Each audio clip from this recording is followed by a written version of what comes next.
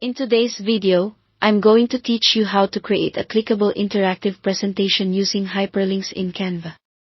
If you've ever wanted your slides to guide people to a website, jump to a different part of your deck, or create a choose-your-own-adventure flow, hyperlinks are the fastest way to make your presentation feel truly interactive. Start by opening your presentation and selecting the element you want to make clickable. This can be a text box, an image, a shape, or even a video. Click directly on the element so the floating toolbar appears above it. If you don't see the toolbar, try clicking again to ensure the element is selected. Choosing clear, intentional targets like buttons, icons, or short phrases helps people understand exactly where they can click. Next, access the link tool. On the floating toolbar, click the More icon, the three dots, and choose Link. You can also right-click the element and select Link from the menu. If you prefer shortcuts, press Ctrl-K on Windows or CMD-K on Mac. The key is to make sure the element is selected before using the shortcut so the link attaches to the right item.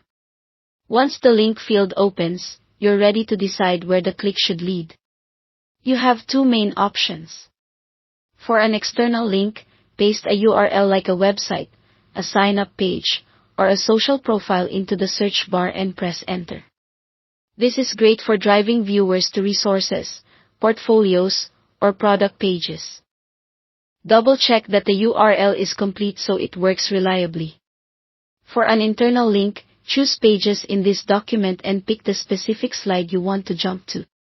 This is how you build a navigation menu, a table of contents, or a choose-your-own-adventure path that branches to different sections.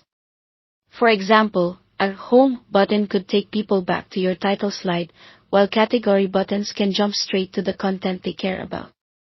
It keeps your presentation non-linear and easy to explore. When you've set the destination, click Done or Apply to confirm. If you link text, Canva may automatically add an underline. That underline is optional. You can remove it in the text formatting toolbar while the link remains active. Consider using a consistent color or style so clickable text still looks intentional, even without the underline. Repeat the same process for any other elements you want to link. Thanks for watching.